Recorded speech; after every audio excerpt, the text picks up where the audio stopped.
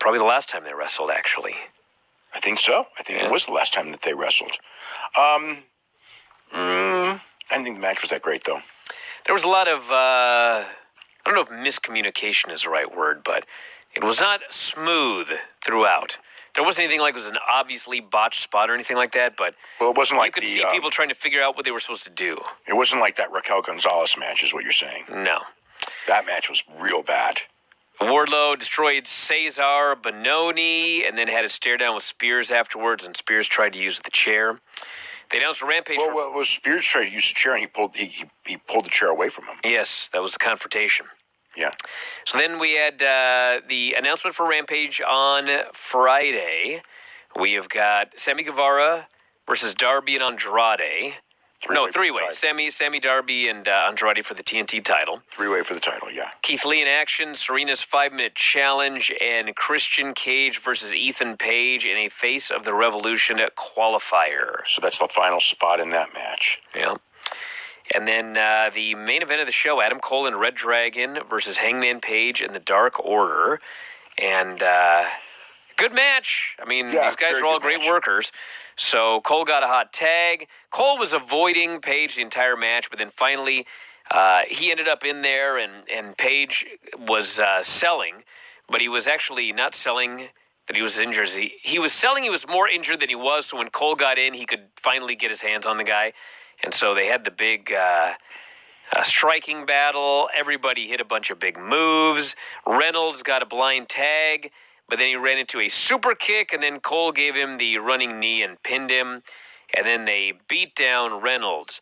They duct taped Hangman Page to the ropes, and they destroyed both of his partners. High-low on Silver, Panama Sunrise on Reynolds. Cole super kicked Page, and then hit him with the belt as the show went off the air. So strong heat angle leading into the main event of the pay-per-view.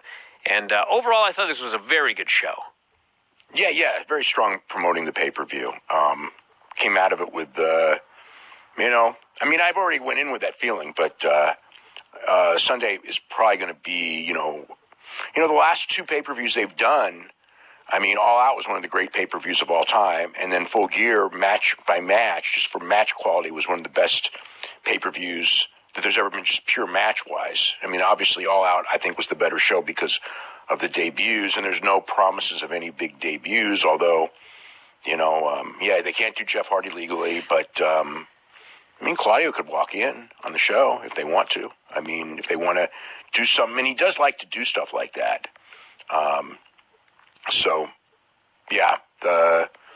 Good. Well, here's the whole pay-per-view. Also, what was the deal? The countdown show is going to be Friday night right after Rampage. So 30-minute countdown show after Rampage. The full lineup for the buy-in, we've got Chris Statlander, Layla Hirsch. We've got Hook and QT, so they're doing that in the buy-in. That's when that match is taking place. And then we've got Punk and MJF Dog Collar, Danielson and Moxley, Sting, Darby, and Sammy versus Matt Hardy, Andrade, and Isaiah Cassidy in a tornado match. Britt Baker versus Thunder Rosa for the women's title. Face of the Revolution ladder match with Keith Lee, Wardlow, Orange Cassidy, Ricky Starks, Powerhouse Hobbs, and either Christian or Ethan Page. I figure that's going to be Christian because Christian is the master at laying out ladder matches.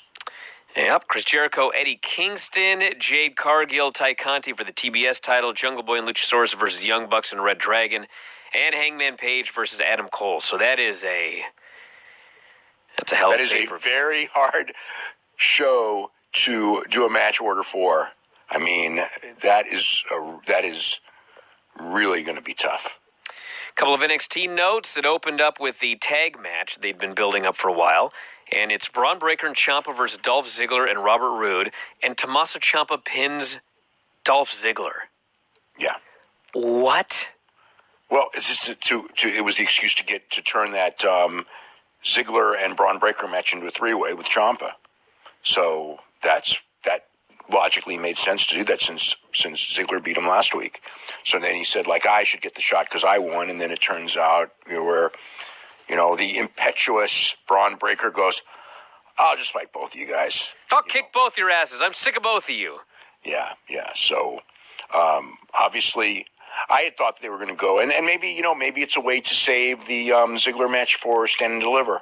rather than do it on TV and do a big TV show trying to get ratings next week because they've loaded up the show. What are they calling it? Breakout or something? Something like that. Yeah. And then we had what else do we have on this show? LA Knight did a promo where he challenged, what's his name? Grayson Waller to a last man standing match. That's coming up next week as well. Yeah. A whole bunch of storylines with Indy Hartwell and Persia Pirotta. Indy Hartwell is married to Dexter. Not good ones either. But they have not been communicating in over a week. Not Why? that he communicated much anyway, but... She kept wanting him to text her, and he kept looking at her phone, and there were no texts. Yeah. I wouldn't think that, Dexter Lumis was the texting type. Well, he's not the talking type, so he's got to communicate somehow. Sign language. There's been zero evidence ever that he uses sign language. Okay. I mean... I don't know. We know he can talk, Then we had Dakota Kai and Wendy Chu versus Indy Hartwell and Persia Pirotta. And Dakota and Wendy Chu won, so they pushed this as a big upset. And Dakota Kai's talking to herself. Wendy Chu, I don't even know what's going on. The deal is that it wasn't so much that Dakota and Wendy Chu won, but that Indy and Persia lost because Persia does not have her eye on the ball, and she's more into Duke Hudson and not thinking about the task at hand. So that's the story behind this. Wow. But they did not have a very good match either. Lash Legend, Amari Miller, also not a good match. Lash Legend almost killed Amari Miller with her finish, which he needs to stop doing immediately because... Fireman's carry into a slam. But it's the opposite way. It's not like the AA. It goes the other way. So the victim, they can't take their own bump. And so you've got someone who's had 2 matches that has to be able to put people down properly.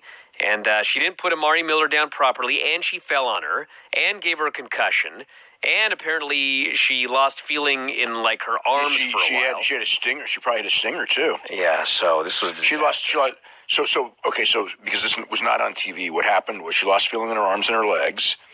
They stretchered her out, took her to the hospital last night, and the only thing they were doing a bunch of tests. But for sure, she has a concussion, and I would, maybe a stinger. I don't know, but and bad situation for sure. Gunter beat Solo Sikoa. Lash Legend is going to feud with Nikki Lyons, and they're going to shoot an angle on next week's show. Not a match, but an angle. And they really put over... Nikki Lyons did really well last week for her debut. I was very impressed, as were many people. And they put up all of these tweets and really tried to put over what a great job Nikki Lyons did, which I thought was pretty good.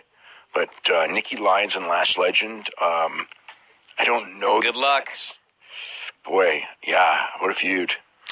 Well, we had Gunter and Solo Sikoa, and the great thing about the former vaulter is that he works a very simple, basic style, and that's what you need on a show with a bunch of green workers, because it's a good way to learn how to work, as opposed to just trying to do a bunch of high-flying shit where you almost kill yourself.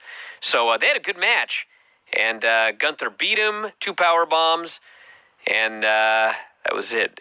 Basically, a powerbomb symphony. Yeah. So before that, Briggs and Jensen were talking, and Elektra Lopez came, and Jensen's talking about cars, but Lopez thought that he was making comments about her, and Lopez basically told Jensen that you wouldn't even know what to do with a real woman. And Jensen said, "I've never been with a real woman," and then starts jumping up and down about how he, got the better of her in that verbal debate, while Briggs just thinks that the dude's lost, has no clue. So Jensen is like this guy who's totally naive. He's an idiot with a woman. Yes. So in the Gunther thing, so the thing is, obviously, WWE, they don't like people who are fat.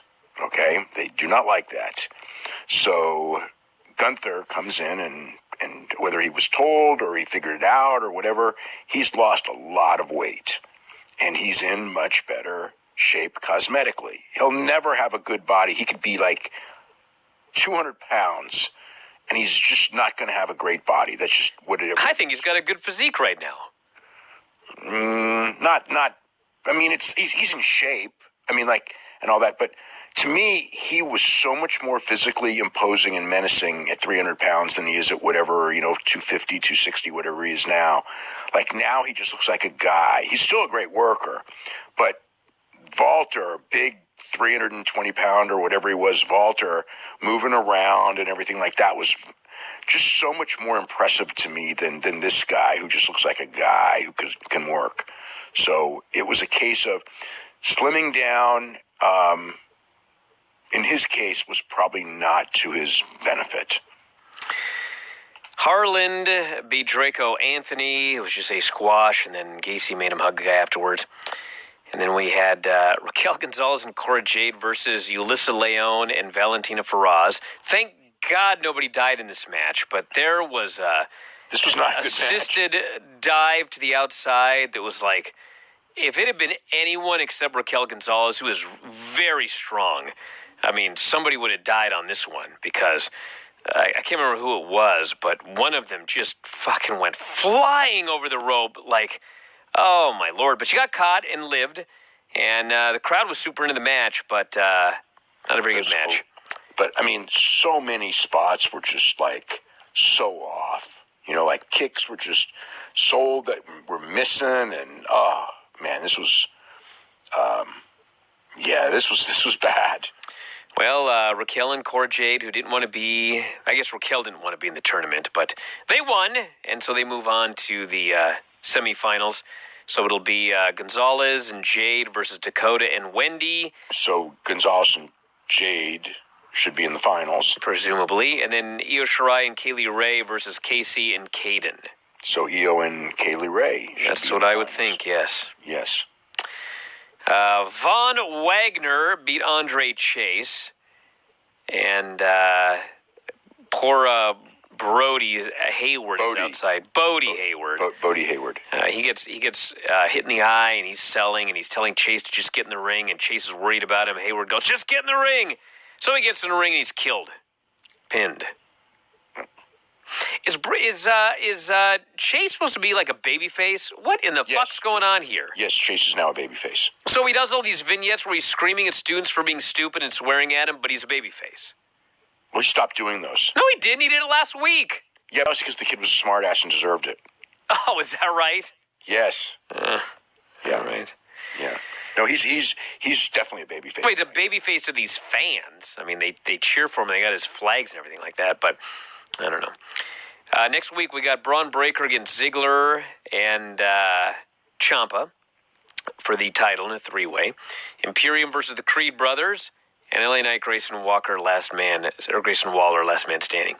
So the main event was Carmelo Hayes against Pete Dunne for the NXT North American title. And it's Pete Dunne. Had a very good match. Carmelo Hayes as well. And a bunch of near falls there at the end. Dunne tried the triangle. Hayes, actually Trick Williams interfered. Dunne snapped his fingers, but this was enough distraction that he got shoved off the ropes, and then Hayes hit his guillotine leg drop and got the pin. And then, for whatever reason, Carmelo Hayes, the champion, volunteered to defend his title in a multi-person ladder match at Stand and Deliver. Did he say multi-person or he just said ladder match? Well, I presume it's a multi-person. I just heard him say ladder match. I mean, that would certainly make no sense to be in a multi-person ladder match, right? It would not seem to make any sense. I mean, if you're the champion defending, although didn't Mandy Rose do the same thing? Yes. Yeah, because the problem is that without like a Regal, because a Regal could come out and go,